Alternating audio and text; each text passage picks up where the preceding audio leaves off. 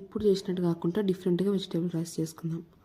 Oil వేసుకొని దాంట్లో బిర్యానీ ఆకు, పచ్చిమిర్చి, లవంగ, పట్ట, ఇలాచి, కాలీఫ్లవర్, క్యారెట్, ఆలుగడ్డ అన్నీ కట్ చేసుకొని వేసుకొని పుదీనా వేసుకొని మంచిగా కలుపుకోవాలి.